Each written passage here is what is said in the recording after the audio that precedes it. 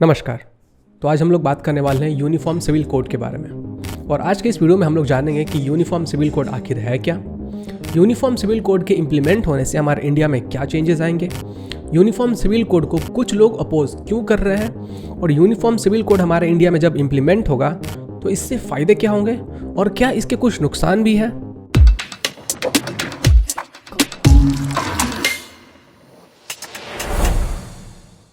तो uniform civil code आखिर है क्या? जैसा कि आप नाम से समझ सकते हो, यूनिफॉर्म सबके लिए एक लॉ। आपके मन में ये डाउट आ सकता है कि क्या हमारे इंडिया के अंदर सबके लिए एक लॉ नहीं है? तो इसका जवाब है नहीं।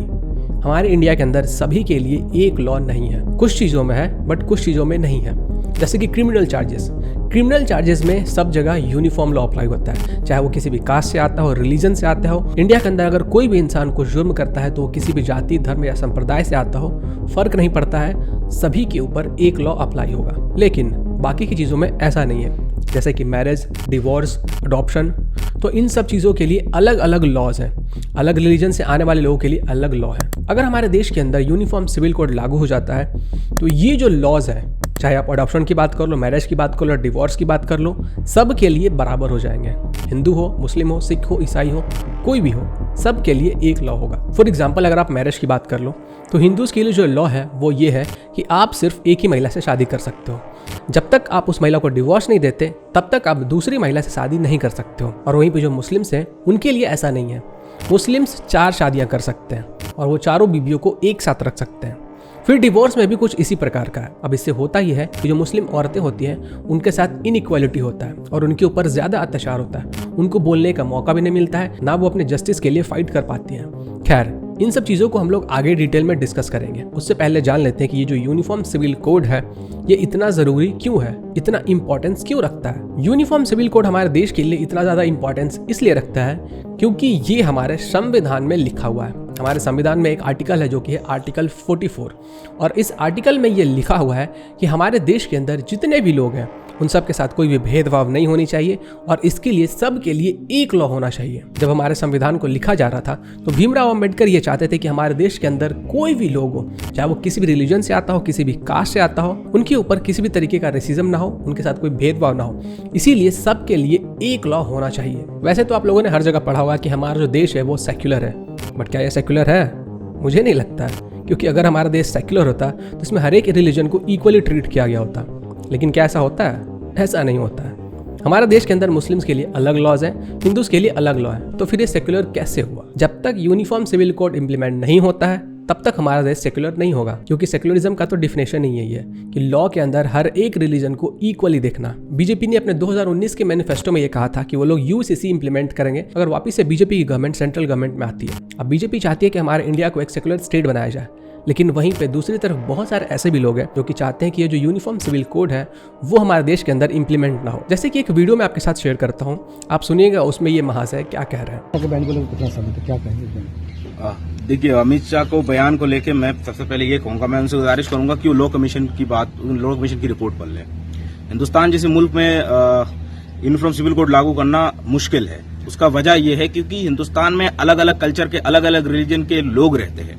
आप हिंदुस्तान की खूबसूरती क्या, यूनिटी इन डाइवर्सिटी। अब आप उस चीज को खराब करना चाहेंगे, उस चीज पे कानून लाके लोगों की कल्चर पे इफेक्ट करेंगे तो कहीं ना कहीं हिंदुस्तान की जो खूबसूरती उस पर कहीं ना कहीं इफेक्ट आएगा। रही बात कि ये लोग डायरेक्टिव प्रिंसिपल और तमाम चीज की बात कर रहे हैं, मैं ये नहीं समझता हूँ कि डायरेक्टिव प्रिंसिपल से अबव है फंडामेंटल राइट्स। और जब आप यूनिफॉर्म सिविल कोड लागू करेंगे तो इससे ये होगा कि आर्टिकल 29 का वायलेशन हो रहा है, और जब आर्टिकल 29 का वायलेशन होता है फंडामेंटल राइट्स का वायलेशन हो रहा है। तो डायरेक्टिव प्रिंसिपल से जब एबव फंडामेंटल राइट्स के वायलेशन हो रहा है और ऐसे बिल ला रहे हैं तो मैं समझता हूँ ऐसे कोई मायने नहीं रखता इसका। तीसरी बात ये है कि अमित शाह साहब और ये तमाम ये बिल इसलिए लाग रहे हैं कि लोगों की जो असली मुद्दा है उससे भटकाने के लिए। इन लोगों ने पिछले 7-8 सालों में कोई काम नहीं किया। अनएम्प्लॉयमेंट इतना ज्यादा बढ़ गया देश में जो लिटरेसी है वो गिर रहा है, जिसमें जो महंगाई हो रही है, बेरोजगारी बढ़ रही है। तो इन तमाम मुद्दे से लोगों का ध्यान भटकाने के लिए मंदिर, मस्जिद, अजान, हिजाब, हनुमान चालीसा, ये सब पे ये राजनीति कर रहे हैं। मैं समझता हूँ हिंदुस्तान के लोगों को आगे आना चाहिए और ऐसी बिल और ऐसी नफरत वाली जो भी ये साजिश कर रहे हैं इसके खिलाफ बोलना चाहिए, क्योंकि हिंदुस्तान का जो देश है वो गांधी की विचारधारा से चलने वाली देश है, अंबेडकर की विचारधारा से चलने वाली लोग हैं, ना कि गौडसे की विचारधारा से चलने वाली देश। तो इनका कहना है कि हमारे देश के अंदर यूसीसी अगर इंप्लीमेंट होता है तो हमारे देश की जो एकता है वो टूट जाएगी, लोग आपस में लड़ेंगे और यूसीसी सिर्फ और सिर्फ एक पॉलिटिकल एजेंडा है।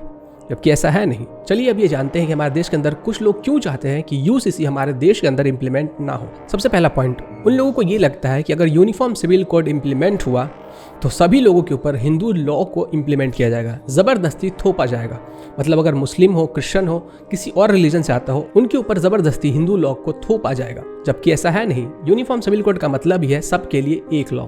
तो इसमें कहीं से भी ये एंगल नहीं आता है कि हिंदूज के जो लॉ होते हैं वो जबरदस्ती मुस्लिम्स के ऊपर थोपा जाएगा। दूसरा पॉइंट, इन लोगों को ये लगता है कि इनका फ्रीडम ऑफ रिलीजन जो है वो छीन लिया जाएगा, जबकि ऐसा है भी नहीं। फ्रीडम ऑफ रिलीजन हमारा फंडामेंटल राइट है और वो हमारे संविधान में था, है और हमेशा रहेगा। तीसरा पॉइंट, इन लोगों को ये लगता है कि हमारे देश के अंदर जब सब कुछ शांति से चल ही रहा है तो फिर हमारे देश को किसी नए नियम की जरूरत है ही क्यों। जिसका उत्तर ये है कि हमारे देश के अंदर सब कुछ शांति से नहीं चल रहा है और ये मैं भी जानता हूँ, आप भी जानते हो।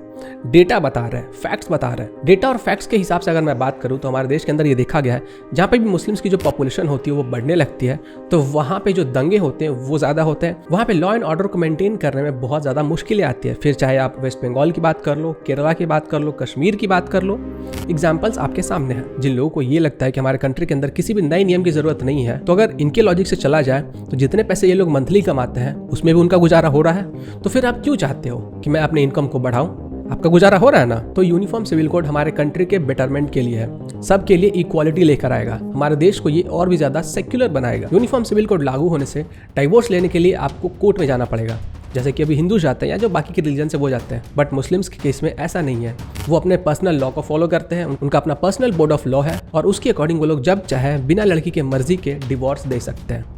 तो इसलिए वो नहीं चाहते हैं कि यूनिफॉर्म सिविल कोड इंप्लीमेंट हो। नेक्स्ट पॉइंट, अगर यूसीसी इंप्लीमेंट होता है तो इन लोगों को एक से ज्यादा बीबियां रखने का हक नहीं मिलेगा। अब उससे होगा ये कि बहुत सारे लड़कियों की जो जिंदगी है वो बच जाएगी, उन लड़कियों की जो जिंदगी खराब होती है वो बच जाएगी, वो अपने जिंदगी को आराम से जी पाएंगे, उनका जो स्टैंडर्ड ऑफ लिविंग होगा वो हाई होगा। तो चलिए जानते हैं कि हमारे देश के अंदर यूनिफॉर्म सिविल कोड की जरूरत क्यों है।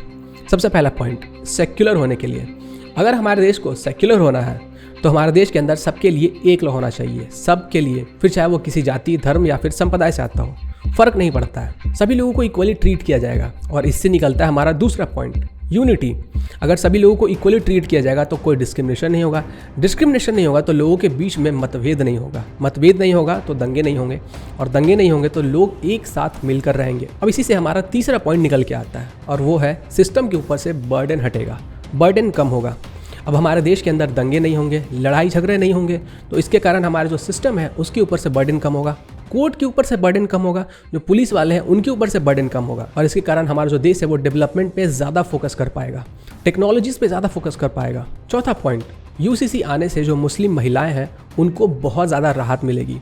फिलहाल जो मुस्लिम महिलाएं हैं उनके ऊपर बहुत ज़्यादा अत्याचार होता है, वो अपने लिए आवाज़ नहीं उठा पाते हैं, उनके साथ घरेलू हिंसा होता है, क्योंकि मुस्लिम्स के लिए फिलहाल हमारे देश के अंदर एक पर्सनल लॉ है और पर्सनल लॉ बोर्ड भी है जो वो लोग अपने तरीके से चलाते हैं। अब इसके कारण होता ही है कि महिलाओं के ऊपर बहुत ज़्यादा अत्याचार होते हैं। फॉर एग्जाम्पल, कोई मुस्लिम लड़का किसी मुस्लिम लड़की से शादी करता है और उसके बाद जब उसका मन करता है तो फिर कभी भी वो बिना लड़की के मर्जी के डिवोर्स ले सकता है, और इसमें जो हमारा इंडियन जुडिशियल सिस्टम है वो भी बीच में नहीं आएगा, क्योंकि मुस्लिम्स के लिए अलग अपना पर्सनल लॉ है। अब इसके कारण होता ही है कि बहुत सारे महिलाओं की जिंदगी खराब हो जाती है। एक और एग्जाम्पल से समझते हैं, कोई मुस्लिम लड़का है जो कि 4 शादियां कर चुका है, अब उसके कारण जो 4 लड़कियां होती हैं उनको एक ही घर के अंदर रहना पड़ता है, तो उनका मोराल बहुत ज्यादा डाउन होता है, तो उसको रखने में खर्च भी ज्यादा होगा, तो उनकी जो नीड्स हैं वो फुलफिल नहीं हो पाते हैं। इस कारण से उनका जो स्टैंडर्ड ऑफ लिविंग है वो बहुत ही ज्यादा लो होता है। और फिर मुस्लिम्स लॉ के अकॉर्डिंग जो मुस्लिम लड़कियां होती हैं उनके साथ इक्वली ट्रीट नहीं किया जाता है, मतलब जो मुस्लिम लड़के होते हैं उनको बहुत ज्यादा छूट है, और जो मुस्लिम्स लड़कियां होती हैं उनके लिए बहुत ज्यादा स्ट्रिक्ट एक्शंस लिए जाते हैं, बहुत ही ज्यादा स्ट्रिक्ट लॉज हैं। तो यूनिफॉर्म सिविल कोड आने से जो मुस्लिम महिलाएं हैं उनकी जिंदगी बहुत बेहतर होगी। 5वां पॉइंट, इससे जो हमारे देश के अंदर वोट बैंक है रिलीजन को लेके वो खत्म हो जाएगा। फिलहाल अभी देखा जाए तो उत्तराखंड की जो गवर्नमेंट है वो यूसीसी को इम्प्लीमेंट करने के लिए रेडी हो चुके हैं, और जो उत्तर प्रदेश की गवर्नमेंट है वो भी यूसीसी को इम्प्लीमेंट करने के लिए बातें कर रहे हैं। अब कुछ लोगों के मन में ये सवाल आ रहा होगा कि मैंने बोला था कि इसके प्रोज और कॉन्स भी बताऊंगा, तो इसके कॉन्स क्या है? कॉन्स हैं, कॉन्स उनके लिए है जो लोग रिलीजन पॉलिटिक्स करते हैं, जो लोग लोगों को वोट बैंक की तरह यूज करते हैं, और इसीलिए बहुत सारे पॉलिटिशियंस बिलबिला चुके हैं और वो इसका विरोध कर रहे हैं। वैसे आप अपने ओपिनियन को कमेंट करके जरूर बताइएगा, और अगर आप हमारे काम को सपोर्ट करना चाहते हो तो हमें फाइनेंशियली हेल्प कर सकते हो, पेट्रियन पे मेंबर बन के, यूट्यूब चैनल का मेंबर बन के, या फिर यूपीआई या फिर क्रिप्टो करेंसी से ट्रांजेक्शन करके। डिटेल्स आपको डिस्क्रिप्शन और पिन कमेंट में मिल जाएंगे।